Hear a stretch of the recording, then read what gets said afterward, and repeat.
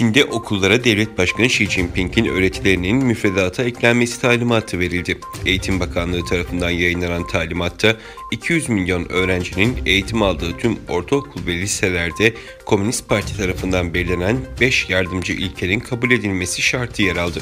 Buna göre Mayıs'tan itibaren milyonlarca öğrenci Devlet Başkanı Xi'nin öğretilerini ezberlemek zorunda olacak. Fransa vatandaşlarından Ukrayna'yı terk etmesini, bu ülkeye yapılması planlanan ve zorunlu olmayan seyahatlerin ertelenmesini talep etti. Almanya, Ukrayna'da bulunan vatandaşlarını ülkeyi acil terk etmeye çağırdı. Ayrıca Alman havayolu şirketi Lufthansa 21 Şubat'tan itibaren Kiev uçuşlarını askıya alacağını duyurdu. İran Dışişleri Bakanı, Suudi Arabistan'la ilişkileri düzeltmek için yürütülen görüşmeleri sürdürmek istediklerini, ancak bunun öncelikle Riyad yönetiminin iradesine bağlı olduğunu söyledi.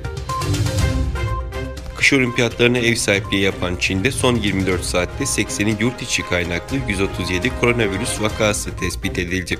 Ulusal Sağlık Komisyonu'ndan yapılan açıklamaya göre yurt içi kaynaklı vakaların 46'sı İç Moğolistan özel bölgesinde görüldü.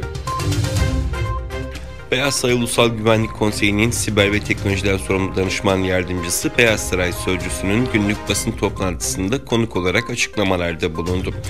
Danışman yardımcısı, Ukrayna'da hafta başında Savunma Bakanlığı'nın internet sitesi ve bazı bankalara yönelik düzenlenen siber saldırıların sorumlusunun Rusya olduğunu ileri sürdü. Almanya'da Zeynep adı verilen kasırga ülkeyi etkisi altına alırken 3 kişi hayatını kaybetti. Saatlik hızı yer yer 170 kilometreyi bulan kasırga 3 kişinin ölümüne ve ciddi hasara neden oldu. Şiddetli kasırga nedeniyle ağaçlar devrildi, tren seferleri iptal edildi ve bazı evlerin çatılarında ağır hasar meydana geldi.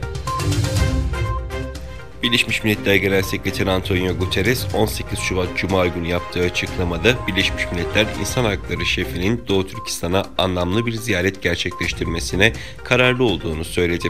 Münih Güvenlik Konferansı'nın açılış konuşması kapsamında soruları yanıtlayan Guterres, eğer insanların onları yapmakla suçladıkları şeyi yapmadıklarından eminlerse Yüksek Komiserin güvenilir bir ziyareti Çin'in çıkarınadır ve ziyaretin gerçekleşmesini sağlamak için mümkün olan her şeyi yapacağız dedi.